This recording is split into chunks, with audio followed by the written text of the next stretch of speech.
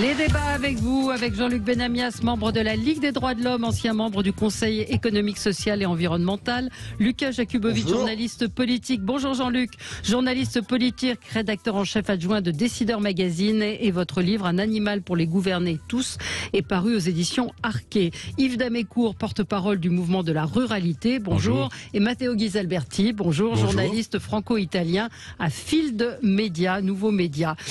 Évidemment, l'actualité, c'est Anne Hidalgo hier aux 20h de TF1 qui propose une primaire de la gauche aussitôt refusée. Qu'en avez-vous pensé? Laïcité en danger au collège, au lycée, c'est une enquête IFOP sur laquelle on va revenir. Et puis également une enquête dans Challenge sur la démocratie. On n'a pas eu le temps d'en parler hier. On va voir ce que donnent tous ces sujets. Commençons avec vos coups de cœur, vos coups de gueule. Mathéo, on va commencer avec vous. Je l'ai déjà fait hier, mais on peut le refaire. Non, bon, écoutez, effectivement, j'ai beaucoup à cœur le destin de Notre-Dame de Paris parce que c'est un patrimoine ça fait partie du patrimoine de l'humanité, mais aussi en tant que chrétien, naturellement, j'y tiens beaucoup. Et j'ai publié il y a 2 semaines désormais une enquête sur Field Media qui parlait justement des signaux qu'on avait trouvés sur le projet de restauration des espaces intérieurs de Notre-Dame. Et on avait découvert que on risquait d'avoir Disney qui rentrait à Notre-Dame, c'est un papier en fait d'un journal anglais qui disait Notre-Dame, Disneyland à Notre-Dame. Avec nous, donc en réalité on l'a fait ensemble. Mais donc on avait découvert cette histoire que les chapelles en particulier de Notre-Dame risquaient d'être un peu bouleversées parce que selon les gestionnaires entre guillemets des lieux, donc l'archidiocèse de Paris, il y avait un mauvais usage de ces chapelles qui sont encrassées, etc. Mais il faut justement se rappeler que on peut les restaurer bien sûr, mais l'usage c'est quelque chose qui est une responsabilité de ceux qui occupent les lieux. Donc il faudrait peut-être les utiliser mieux. Et ils avaient aussi envie au diocèse de mettre par exemple des scripts lumineuses, des phrases. En fait non, ils veulent changer les bancs, les chaises, les anciennes chaises par des bancs avec des petites lumières et des bancs à roulettes. Et apparemment, on souhaiterait même faire un monte-charge qui perce la crypte, un morceau de la crypte, disons, je ne rentre pas dans les détails, mais vous pourrez les retrouver sur un Field Media. Et pour faire descendre ces bancs pendant la semaine, quand il y aura moins besoin d'avoir des gens assises comme ça. Et tout cela, la chose qui m'avait vraiment préoccupé, c'est que ce projet avait été fait un peu comme ça en catimini, alors que voilà, il s'agit de quelque chose de très important, un monument très important, et qu'on peut pas faire n'importe quoi. L'expérimentation, pourquoi pas dans les églises, mais il y a plein d'églises modernes qui sont un peu moches, qui mériteraient d'être valorisées, et pourquoi pas s'en prendre à elles. Là, en tout cas, il y avait cette Et aujourd'hui, il y aura la commission du patrimoine qui décidera effectivement sur ce projet de réaménagement des même espaces Stéphane intérieurs. Bern est contre. Donc voilà. Valérie Expert, absolument, qui a signé cette tribune parce tribune. Que ça rejoint une discussion qu'on avait eue avec Yves Michaud, qui est un grand spécialiste de l'art, où on doit être immersif, donc avoir des projections sur les murs et tout ça. Voilà, laissons à Notre-Dame ce qu'est Notre-Dame. Alors peut-être qu'on est des vieux cons, mais en tout cas, je pense qu'il Notre-Dame est quand même un bâtiment. Je ne sais pas ce que vous en pensez, Yves Damécourt, un bâtiment millénaire qu'il faut respecter ce qui a été fait. D'une manière générale, les édifices religieux sont la propriété soit de l'État, soit des communes. Donc dans le cas des cathédrales, c'est l'État. Et le clergé en est l'occupant. Donc en fait, les aménagements reviennent à l'État. Je comprends même pas d'ailleurs. C'est le clergé qui a donné c'est l'évêché qui a donné son accord pour ces. Qui d'ailleurs entre-temps a perdu l'évêque. Oui. Mais qui a fait ces projets d'aménagement? C'est bizarre que ce soit pas l'État, parce que c'est l'État aujourd'hui qui est propriétaire de Notre-Dame. Je comprends pas bien le. Bon, on va peut-être. Allez-y, c'était un coup de gueule de saison. C'est un coup de cœur en fait. Coup de cœur pour les. Je dédie ce coup de cœur à la famille Cadillon de Lamotte, à la famille famille Fazenbat de Loubins, à côté de l'Aréole, aux producteurs regroupés dans la coopérative Palmagri à Oros, dans le sud Gironde. C'est tous des producteurs de foie gras. C'est des gens qui gavent les oies et les canards depuis des générations, qui se sont transmis ce savoir-faire de génération en génération. Ouais. Le gavage des oies, c'est une tradition de l'Égypte ancienne qui est arrivée en Europe par les voyages des populations juives qui l'ont amené en Alsace, et puis ensuite de l'Alsace c'est passé, on ne sait pas trop comment, vers le sud-ouest, le Périgord, les Landes. Et donc c'est pas une maladie, le foie gras, c'est une propriété du foie. Les oiseaux migrateurs mangent des grains avant de voyager, et donc leur foie, le foie est aux oiseaux migrateurs ce que la bosse est aux dromadaires. Et donc voilà. Et donc il y a beaucoup de désinformation là-dessus. Moi, depuis que je suis gamin, je vais donc à La Motte, à côté de Saint-Sevé, chez Georges, Cadillon, Madeleine, Yves, pour goûter leur foie gras, leur confit. Et donc c'est un peu en réaction à ces mairies qui décident de supprimer le foie gras de leur table. Il faudrait l'imposer aussi aux restaurateurs. Et puis, à travers ça, c'est la gastronomie française qui est au patrimoine universel de l'humanité que l'on attaque. Et puis derrière, on va commencer par le foie gras, puis après on va s'attaquer au bœuf gras, et puis on va s'attaquer au vin, alors, et puis on va s'attaquer à tout ça. Alors, qu'est-ce que vous en pensez, Jean-Luc Benamias? J'avoue, je suis écolo depuis 50 ans. Et je mange du foie gras. Ouais. Et alors, le foie gras, c'est de droite ou de gauche, Lucas Jakubowicz, puisque dans votre livre, vous parlez des animaux plutôt de droite et plutôt de gauche? Je sais pas, je pense que c'est et de droite et de gauche. Et à cet égard, je pense que les écolos qui font un peu le procès aux mangeurs de foie gras se fourvoient totalement. Ça souligne une méconnaissance totale du pays. Et quand j'entends, par exemple, Yannick Jadot qui critique à mots plus ou moins couverts les mangeurs de foie gras, quelque part, c'est comme si... il renonce à des centaines de milliers d'électeurs, notamment dans le sud-ouest, qui est une terre plutôt de gauche. Donc électoralement, c'est stupide. Et en Alsace aussi. Hein. Et en Alsace, oui. Après, l'Alsace n'a jamais été de gauche, à part l'agglomération strasbourgeoise. Non. T'as pas tort. Allez, on marque une pause, on continue. On se retrouve dans un instant. On va parler du naufrage d'Anne Hidalgo. Je crois qu'il n'y a pas d'autre mot que celui-ci. À tout de suite. Les débats avec vous sur Sud Radio, avec aujourd'hui Yves Damécourt, porte-parole du mouvement de la ruralité.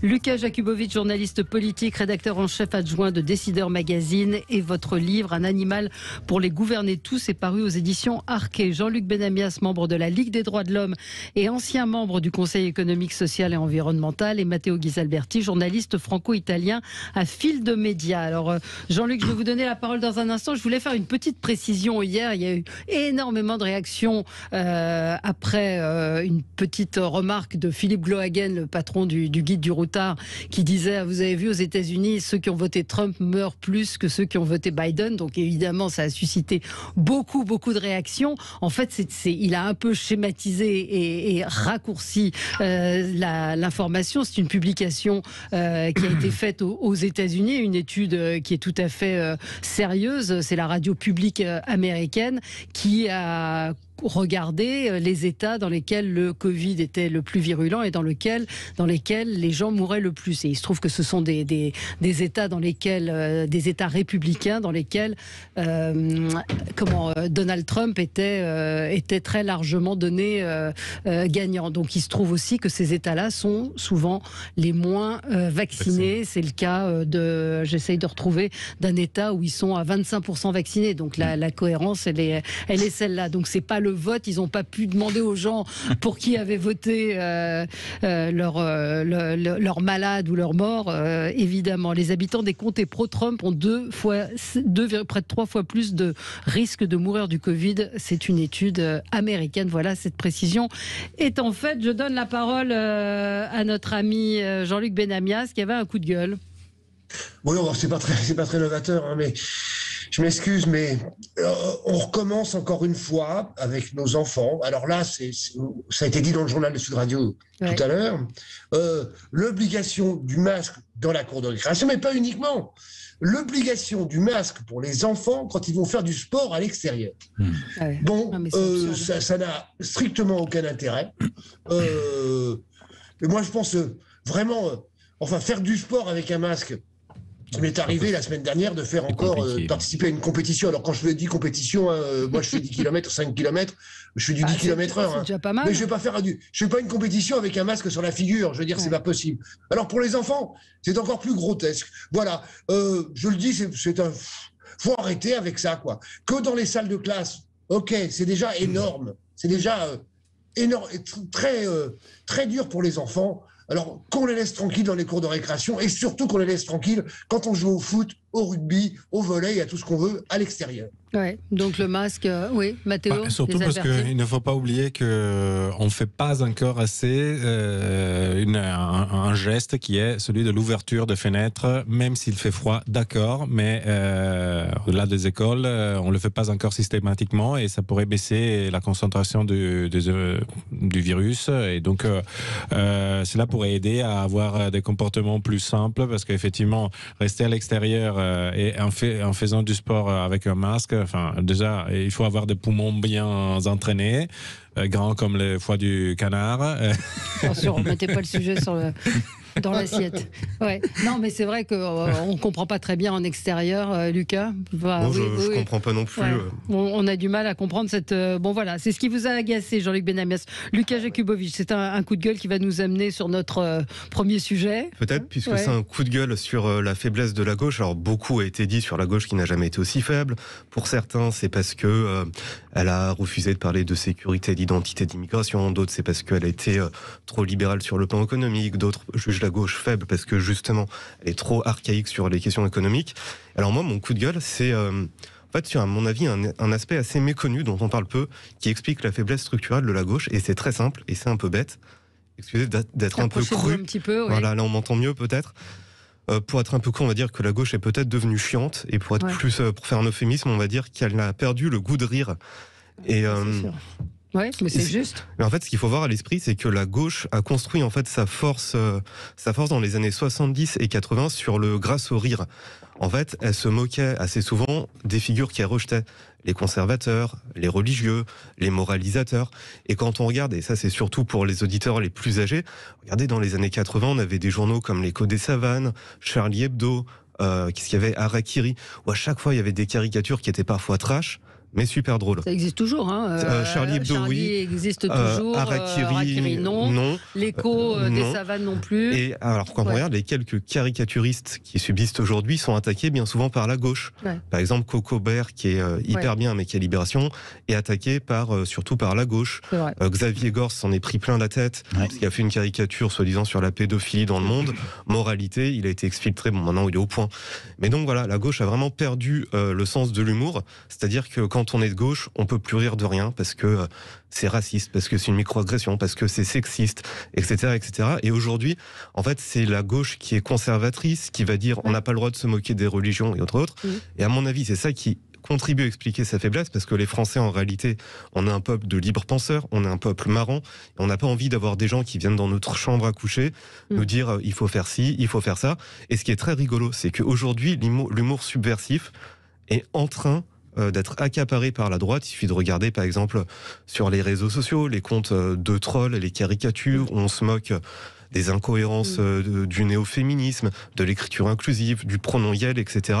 Et voilà, c'est comme s'il y a une sorte de renversement du front du rire, et qu'aujourd'hui c'est la droite qui est devenue entre guillemets propriétaire du rire, et c'est la gauche qui maintenant est conservatrice, moralisatrice, bigote et chiante. Alors, il reste Charlie Hebdo qui reste à gauche, mais c'est vrai que... Oui, mais qui sont accusés par la gauche d'être de droite. Absolument, oui. Jean-Luc Benamias, tu as oublié un hebdomadaire qui s'appelait La Gueule ouverte, dont j'ai été le dernier rédacteur en chef, qui était un journal écolo, historique dans les années 70, qui était d'ailleurs issu de Charlie Hebdo, qui faisait justement... Alors c'était parfois assez gras et assez gros, mais il y avait de l'humour, et pourtant quand on s'appelle La Gueule ouverte, vous voyez bien ce qu'il y a derrière, et il y avait de l'humour dedans. Oui, j'avais lu, mais tu vois Jean-Luc, si tu compares par exemple avec Reporter aujourd'hui, Reporter, ça se tire une balle. Ouais. On le lit, on se fait hospitaliser pour névrose. Oui, ceci dit, tu n'as pas tort, mais c'était extrêmement bien fait, Reporter. Mais il n'y a plus le rire pour essayer d'avoir l'adhésion des gens en fait. C'est vraiment plus du moralisme ou de la moraline que du rire. Alors que la gueule ouverte, il y avait du rire. À force de rester entre soi dans la gauche, on rigole seulement de certaines choses qui sont autorisées. Et ça suffit de regarder les émissions de plus grande audience qui font rire seulement certains qui sont comment dire, d'ailleurs ne se privent pas de rire parfois des faux physiques de certaines personnes parce qu'ils sont des opposants politiques, alors que si c'était la droite qui le faisait, ça serait la fin du monde. Et puis, quand on parle des religions, non, il ne faut pas caricaturer seulement une religion. On peut crier Jésus est pédé à la télé, on a le droit, mais il y a une religion dont on ne peut pas se moquer. L'islam. Et ça c'est assez préoccupant. Et un autre truc qui est assez rigolo, c'est quand on regarde, par exemple, un endroit qui est très très à gauche, c'est les cérémonies des Césars. Et quand on les regarde depuis 2 ans, c'est toujours des gens qui viennent crier. Alors ils sont privilégiés, mais ils viennent dire qu'ils sont victimes de racisme systémique. Ils viennent compter le nombre de noirs, de blancs, de femmes dans les films, etc. Alors que dans les années 80, quand on regardait ces émissions, on rigolait. Et du reste, elles sont de moins en moins regardées à la télé. Et les vieux de la vieille, type ils s'appelaient les inconnus, les nuls. Ou les nuls, à chaque fois qu'ils viennent à ces émissions, ils disent mais en fait on rigole plus. Alors il y aura Antoine Decaune qui va présenter, je crois, les Césars cette année, donc ça peut-être que ce sera un peu plus drôle, mais peut-être, espérons. Pourtant c'était Blanche Gardin qui avait écrit les textes de Marina Foïs et c'était pas très drôle, effectivement. Oui, parce qu'elle a dû être brisée. Mais c'est une théorie qui est intéressante. Mais je pense que l'humour manque à droite et à gauche. Moi, j'ai été élevé avec Coluche et Pierre Desproges, donc humour de droite, humour de gauche, avec le Coco Show, le Colarico Coco Show et le Bébête Show et les guignols de l'info, avec même les caricatures de Jacques Faisan dans le Figaro, qui était une forme d'humour aussi. Et en fait, aujourd'hui, l'humour manque, parce que c'est clairement ce qui manque au discours politique. Je ne sais pas, le Père Noël est une ordure ou le dîner de cons. Si on appliquait la grille de valeurs de la gauche actuelle, on ne pourrait pas le faire. On ne pourrait pas le c'est vrai. Et du reste, les grands succès de cinéma populaire, c'est entre guillemets, c'est plutôt de l'humour de droite. Les Visiteurs, c'est de l'humour de droite. Le Père Noël est une ordure, c'est de l'humour. Les Tuches, c'est un peu de... Oui, c'est de l'humour de droite. Même Problemos, qui se moque des zadistes, c'est plutôt de l'humour de droite. Et alors, j'aimerais bien voir un jour des néo-féministes ou des socialistes moralisateurs qui font un film d'humour. Et alors, j'imagine leur réunion de film. Alors, non, cette blague, on peut pas la faire parce que ça va froisser quelqu'un. Non, mais celle-là, on peut pas la faire parce que c'est de l'appropriation culturelle. Et vraiment, j'ai envie de dire à la gauche, mais entre guillemets, c'est un peu péter un coup, rigoler, et vous verrez, ça ira mieux dans les urnes. Vraiment, on a un vrai problème avec la liberté. Oui, c'est la liberté. Problème avec la liberté d'expression. Et ça rejoint. Enfin, oui, vous avez raison. C'est-à-dire que la gauche, c'était censé être la liberté d'expression, et on voit que. En fait, on se retrouve muselé. Et en fait, la quintessence de l'humour, c'est de faire rire en dérangeant, en interpellant. Et comme la gauche a peur de déranger et d'être accusée on va dire, de choses parfois imaginaires, elle a tendance à se taire et à surjouer la moraline. Et à mon avis, elle le paye cash dans les urnes. Sérieusement, vous trouvez que la droite et l'extrême droite, en ce moment, ils sont très drôles ? Par exemple, regardez sur les réseaux sociaux, il y a plein de comptes parodiques qui se moquent des écoféministes. Alors derrière, c'est plutôt des gens qui sont de la droite, mais ils sont tordants. Et c'est eux qui ont pris vraiment le monopole de l'humour, de la caricature, de la satire. Et c'est vrai que rien que sur les réseaux sociaux, etc., il n'y a pas de compte parodique de gauche, par exemple. Et c'est rigolo d'observer ça. Ils ont quotidien quand même. De gauche Oui, je pense, quand même. Mais est-ce qu'ils font de la parodie ? Oui. Si ça leur convient, oui. C'est de la parodie. On se retrouve dans un petit instant et on va parler d'Anne Hidalgo qui pleure et qui ne rit pas. À tout de suite. Les débats avec vous sur Sud Radio. Je voulais juste vous lire la réaction d'un auditeur qui me fait beaucoup rire. C'est de l'humour. Il nous dit plus de foie gras dans les villes écologistes, mais il y aura toujours des toasts au caviar, beluga et du crabe des neiges. Bon, voilà.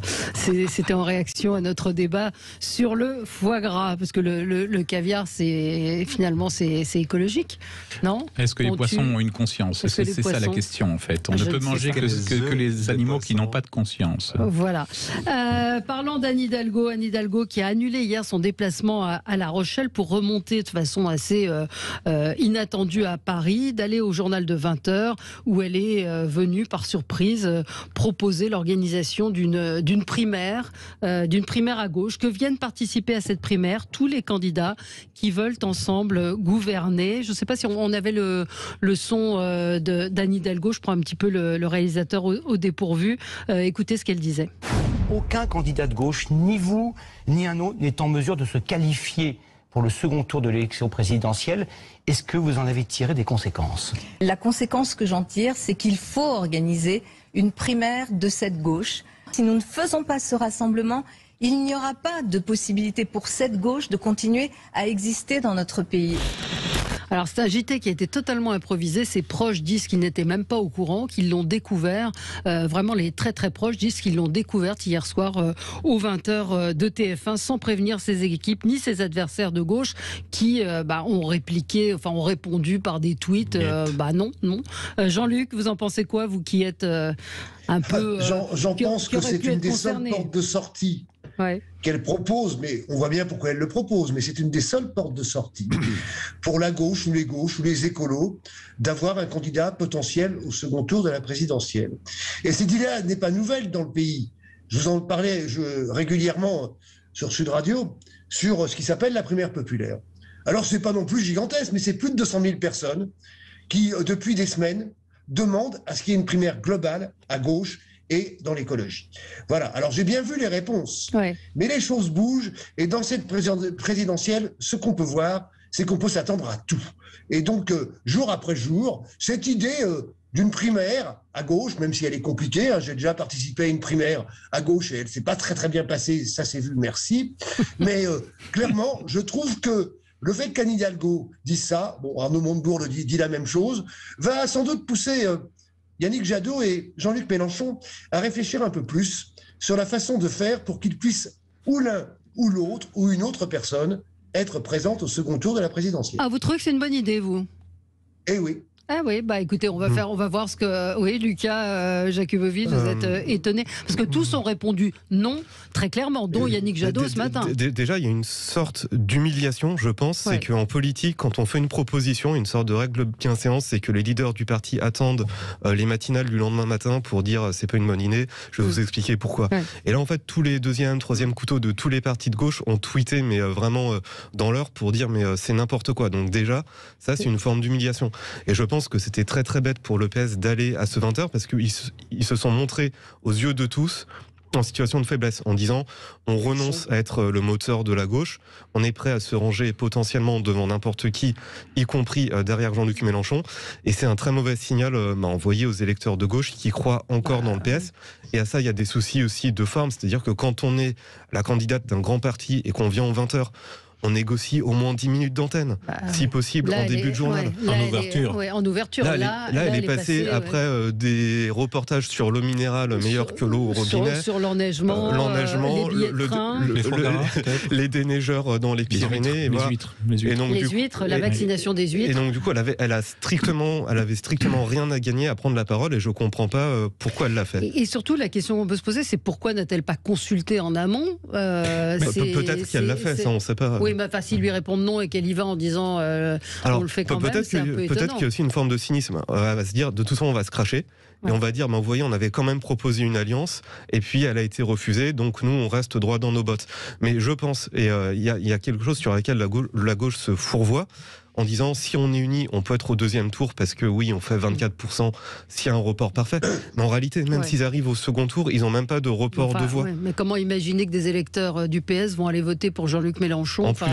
Il y a quand même des lignes assez difficiles, Mathéo. Déjà, je trouve qu'Anne Hidalgo s'est réveillée et elle a compris peut-être que le monde n'est pas le Boboland du centre de Paris, et donc que les gens ont des idées aussi différentes des siennes et qui ne pensent pas seulement à avoir une petite fleur rose au fond d'un jardin public de Paris. Il y a d'autres problèmes plus importants d'ailleurs que celles dont elle s'occupe pour la plupart du temps à Paris. Je pense aussi que l'idée d'une primaire, pourquoi pas? Je rejoins Benamias, mais le problème, c'est que je trouve que c'est un peu tard. Effectivement, il y a les électeurs, beaucoup d'électeurs de gauche qui le demandent depuis un moment, mais je pense aussi qu'ils ont réalisé que leurs dirigeants ne sont pas n'ont pas une position confortable parce qu'ils craignent les résultats des urnes. Donc Ils ont peur d'être battus par l'un ou l'autre candidat. Il y a une forte guerre d'ego dans la gauche en ce moment, et je ne vois pas du tout, effectivement, Mélenchon ou Jadot, faire un pas en arrière. Déjà parce qu'ils l'ont déjà fait quand il y avait la précédente présidentielle.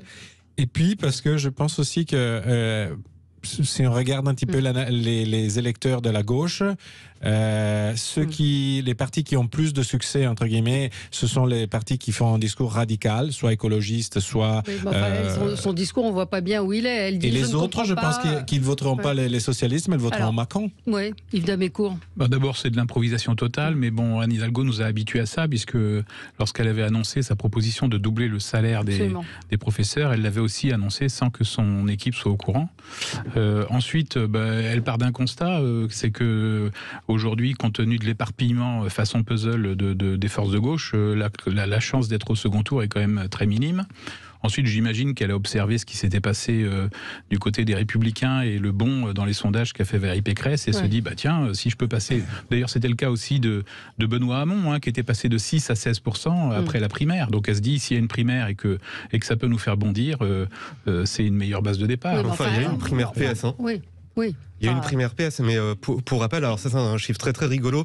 Il y a eu la convention d'investiture du PS à Lille. Moi, je l'avais regardé en direct. Oui, il y avait Stéphane Le Foll. Mais il y avait la convention officielle à Lille. Moi, je l'avais regardé en direct sur YouTube. Il y avait 600 personnes en temps réel.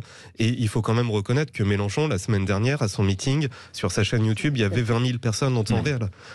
Mais comment, que ce soit une bonne idée, Jean-Luc Benamias, ce que vous dites dans l'absolu. Mais encore une fois, cette question, comment des électeurs du PS vont voter pour Jean-Luc Mélenchon, il y a quand même des lignes, ou même Yannick Jadot, il y a quand même des lignes qui ne sont pas du tout les mêmes et des points très forts de différenciation.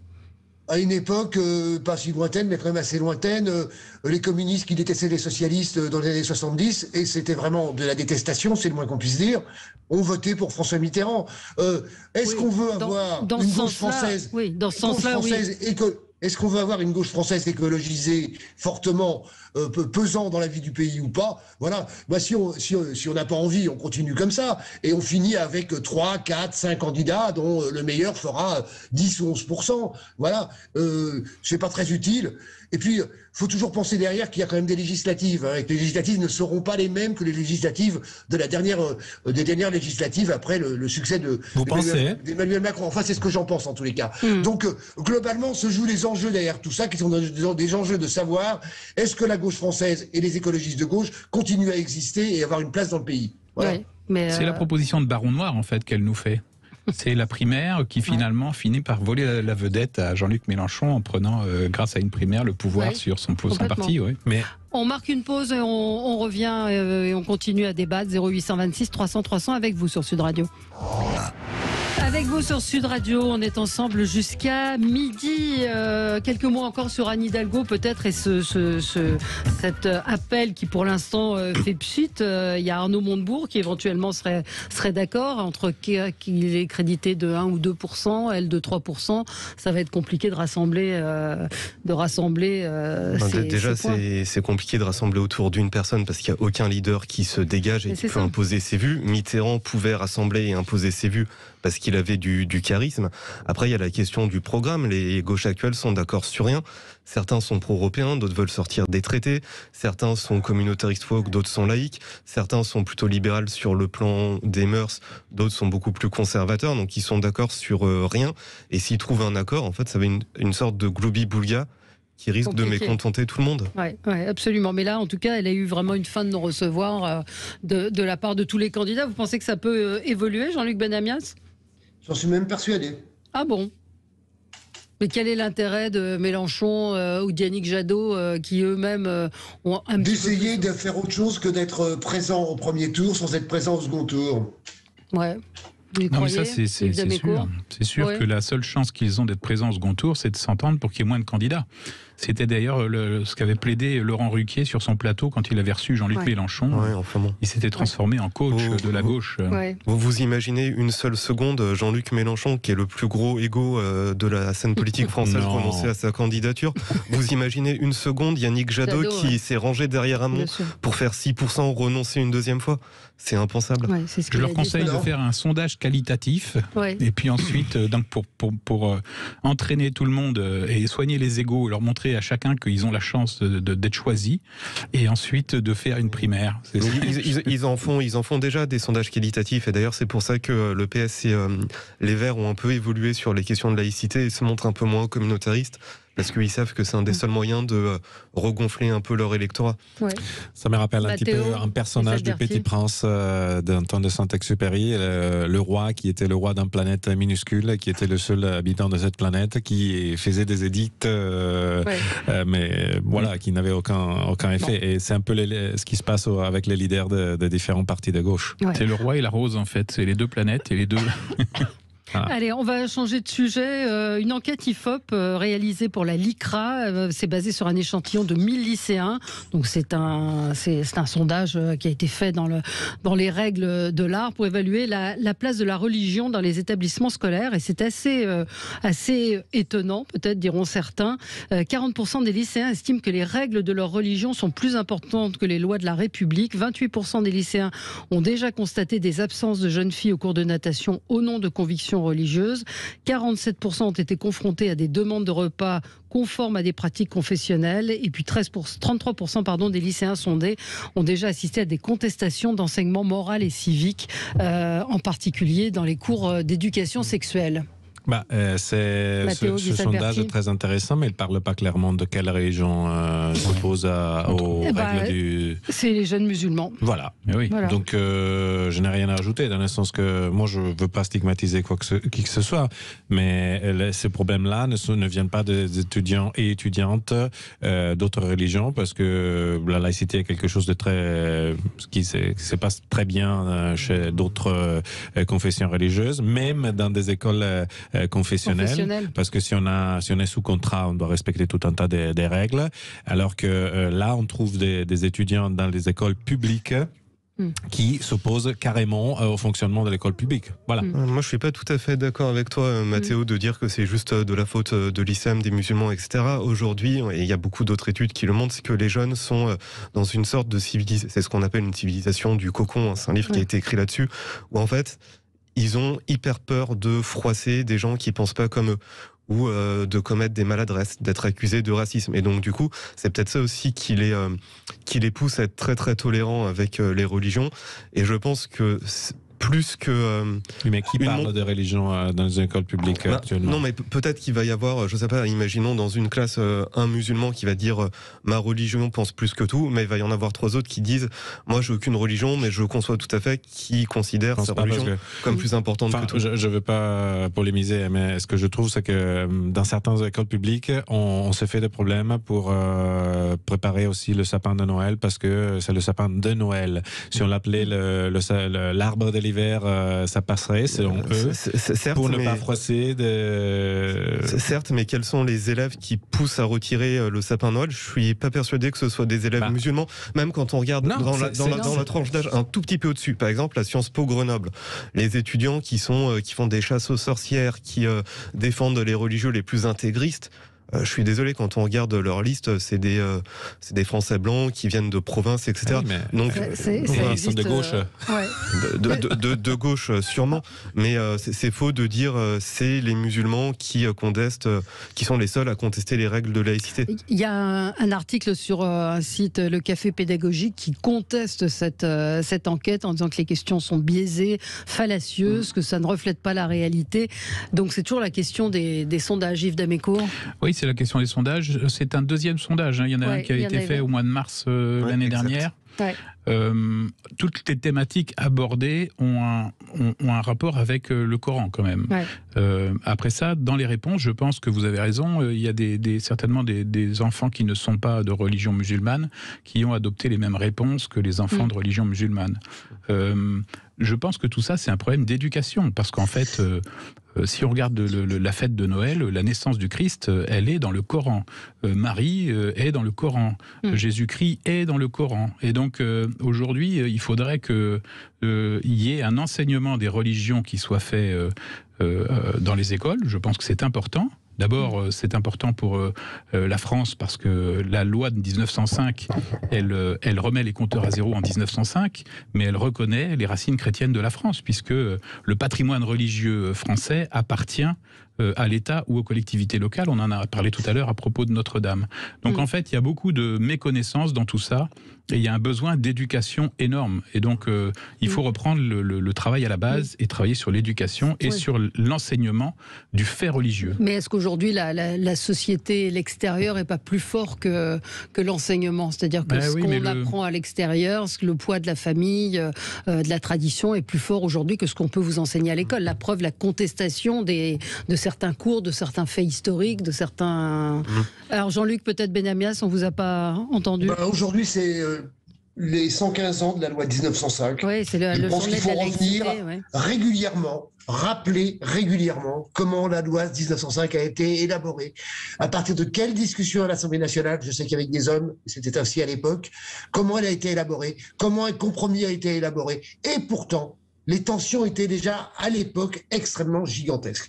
Donc il faut rappeler à l'école, dès le plus jeune âge, enfin dès la primaire, ce qu'est la loi de 1905, ce qu'est la liberté, ce qu'est la laïcité.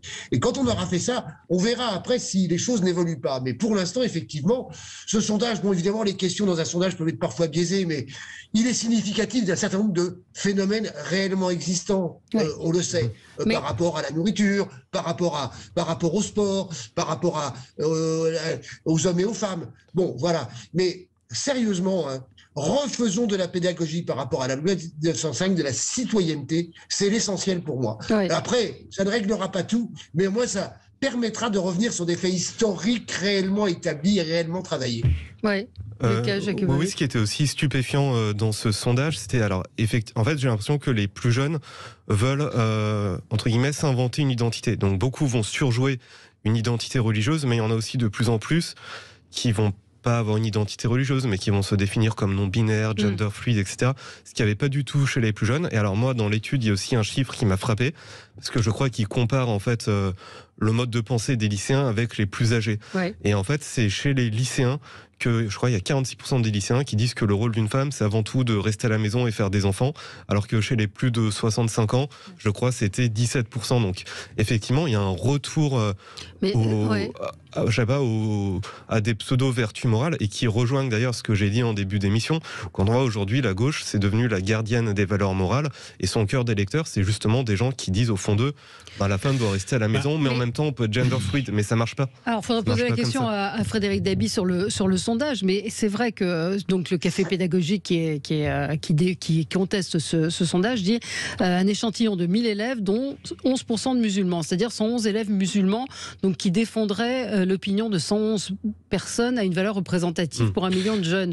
C'est vrai qu'on a du mal à comprendre comment 40%, ils ne sont pas majoritaires les musulmans, donc comment est-ce que 40% des jeunes peuvent estimer que la femme doit rester à la maison ou que la religion est plus importante. Au conformisme. C'est se conformer à la loi du plus fort qui souvent règne dans certaines écoles publiques. Non, mais je nie pas le sondage, mais c'est vrai que ça pose une question. Il y a plein de chiffres comme ça qui montrent en fait une moralisation des plus jeunes. Par exemple, il y avait une étude sur le nombre de partenaires sexuels à 25 ans.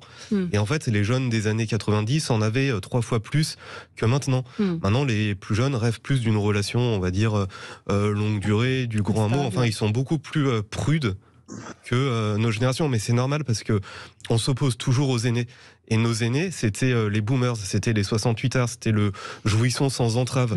Et donc aujourd'hui, pour s'opposer à nos aînés, effectivement, on va peut-être surjouer un peu. Oui, mais là, on met la religion en avant, enfin très clairement dans ce sondage. Mais oui, parce que les plus anciens étaient des casseurs de curés. Et donc du coup, justement, parce que moi je trouve que c'est très bien ce qu'il dit Jean-Luc Benamias à propos du rappel de la loi du 1905. Mais il faut aussi rappeler que, par exemple, en 1903, il y avait eu la deuxième grande expulsion des congrégations en France. Donc, la loi 1905 est née sur quelque chose de très conflictuel au niveau de la société française de l'époque. Et justement, c'est aussi pour respecter tout le discours qui a été fait à l'époque qu'il faudrait éviter d'arriver à des minorités qui souhaitent imposer quelque chose de différent, qui méconnaissent complètement la loi 1905 et qui posent effectivement, c'est les seuls qui posent des problèmes, dans le sens que, voilà, 15 ans après, ce n'est pas ni des catholiques ni des juifs qui posent des problèmes. Parce qu'ils n'acceptent pas l'éducation civique, le sport avec des classes mixtes, etc. Mais c'est beaucoup d'élèves musulmans ou d'autres qui se conforment à eux. Pour les gens qui sont intéressés, d'ailleurs, je conseille le livre de Jean-Pierre Robin, qui est un ancien inspecteur de l'éducation nationale, qui avait fait tout un rapport là-dessus. C'était au début des années 2000. Le rapport avait été enterré, et pas par les vilains islamo-gauchistes, comme disent quelqu'un, par François Fillon, qui était ministre de l'Éducation. Et après, il a été ressorti de la naphtaline après l'assassinat de Samuel Paty. Le livre est ressorti, et là, on a vraiment vu qu'effectivement, dans l'éducation nationale, dans les collèges, dans les lycées, il y avait énormément de renoncements à tout ce qui était vivre ensemble, laïcité, liberté de penser, et souvent avec l'aval des profs, par peur ou par complicité. Juste, je voudrais réagir à ça en disant que François Fillon n'avait pas enterré ce rapport et qu'il a eu des conséquences très concrètes dans la loi. Voilà. On peut faire un débat sur ce sujet-là. Curieux de savoir lesquels. Et d'ailleurs, François Fillon a réagi la dernière fois qu'on a évoqué ce sujet-là. Il sort pas souvent de son silence, mais là, il était sorti de son silence. Je vois Jean-Luc Mélenchon donc, qui, dans une interview à l'Express, déclare « Faisons la part des choses, on n'accuse pas les catholiques qui exigent aujourd'hui une mantille sur la tête des femmes pour rencontrer le pape de manier un symbole sexiste. Je ne suis pas... » Déjà, le pape habite au Vatican, pas en France. Je ne suis pas pour la police du vêtement, il faut y aller mollo. Je ne l'ai été que dans un cas, celui de la burqa, je ne changerai pas d'avis. Déjà, le pape reçoit ses invités au Vatican, et déjà, ce n'est pas quelque chose, une règle stricte, parce que je me rappelle même Raïssa Gorbachova, par exemple, qui s'est présentée habillée en rouge sans voile, et plein d'autres femmes arrivent sans être voilées. Non, mais c'est pour montrer la pensée. Et c'est pas une défense d'office du pape. Voilà. Non, mais ça n'a rien à voir, évidemment, que la mantille n'a strictement rien à voir. Non, ça n'a rien à voir. On s'adapte au lieu. Quand une journaliste va en Iran, elle met un voile quand elle fait ses reportages dans la rue. Et c'est pas pour ça qu'elle le met quand elle est en France. Ça n'a pas de sens. Allez, on marque une petite pause et on se retrouve dans un instant parler de notre démocratie, entre autres. Débat. Les débats avec vous sur Sud Radio. Autre sondage, mais intéressant, celui qui paraît dans Challenge cette semaine. Il faut sauver la démocratie. 61% des Français l'estiment en danger. Dans ce sondage, les Français estiment en grande majorité que la démocratie à laquelle ils sont attachés ne fonctionne pas très très bien. Ils estiment à 74% qu'il y a urgence à la défendre. Ils estiment que la démocratie ne fonctionne pas très très bien. Ce sont les zones rurales qui sont les plus inquiètes. 46% des Français dans les zones rurales pensent que la démocratie fonctionne bien, 60% à Paris. Donc il y a un sentiment d'abandon peut-être dans les zones rurales, avant de commenter un autre chiffre important qui est que 30% pratiquement des Français estiment qu'il est normal de recourir à la violence quand on n'est pas entendu. Oui, il y a un vrai problème dans les zones rurales où les habitants des zones rurales étaient très attachés à leur maire. Aujourd'hui, quand ils vont voir leur maire parce qu'il y a un problème spécifique dans leur voisinage, le maire leur dit « Ah oui, mais moi là-dessus, c'est pas moi qui ai le pouvoir, c'est la communauté de communes ». La communauté de communes, elle n'est pas élue au scrutin indirect, donc c'est des représentants de représentants. On ne sait pas vraiment qui est le président de la communauté de communes. On commençait à le savoir il y a 15 ans, mais elles ont grandi une fois, puis deux fois avec la loi NOTRe. Donc aujourd'hui, c'est des communautés de communes qui sont énormes. Les gens se reconnaissaient dans leur conseiller général. Les cantons ont été fusionnés, notamment dans les zones rurales. Moi, j'étais conseiller général d'un canton de 6 000 habitants qui a été fusionné avec 5 autres cantons dans un canton de 45 000 habitants qui faisait 90 km d'un bout à l'autre du canton. Donc, en fait, les gens pouvaient rencontrer leur maire, rencontrer leur conseiller général, en parler, etc. Enfin, la démocratie, elle s'organisait parce que les gens se connaissaient, se croisaient, on se voyait sur le marché. Beaucoup trop, Et tout ça a été complètement fondu. Les grandes régions, mais c'est hallucinant. Aujourd'hui, aux dernières élections régionales en Nouvelle-Aquitaine, il y avait un bulletin de vote avec 183 noms sur 12 départements. écrit tout petit, on n'avait même pas la place de mettre la commune de résidence ou le métier des gens qui se présentaient. Donc vous avez une espèce de feuille, vous connaissez personne, il faut une loupe pour voir le nom. C'est pas de la démocratie, c'est autre chose. Oui, mais il y a ce ressenti, en tout cas très fort en région. Mathéo, vous voulez réagir? Là, je réagis un petit peu en tant qu'étranger, dans le sens que je pense qu'il y a un problème à l'éducation, à la démocratie, dans le sens que, sans vouloir être trop critique, mais plus de 50 ans de 5e République où tout est concentré dans les mains de très peu de personnes, ont fait que les Français ont perdu un peu l'habitude à se renseigner, à participer à la chose commune, et la preuve vient des forts taux d'abstention aux récentes élections. Mais et aussi, je pense que c'est dû au fait que qui gouverne n'est pas du tout disposé en France à se remettre en question, à rendre des comptes. Et rendre des comptes, ça veut dire par exemple parfois aussi faire des référendums de façon régulière et très encadrée. Je dis souvent, un peu en rigolant, même dans un pays pas toujours organisé comme celui où je suis né, donc l'Italie, on célèbre souvent des référendums sur des questions importantes. Par exemple, on l'a fait sur le nucléaire. Et donc, je pense qu'en France, on pourrait tout à fait réussir à interroger les citoyens sur certaines thématiques importantes régulièrement, et quitte à avoir après une alternance aussi dans les forces politiques, dans le sens que moi, je vois rien de mal, par exemple, si au Parlement il y a une majorité et qui est différente de celle qui gouverne. Ouais. C'est une façon de. Lucas, difficile, mais c'est une façon de...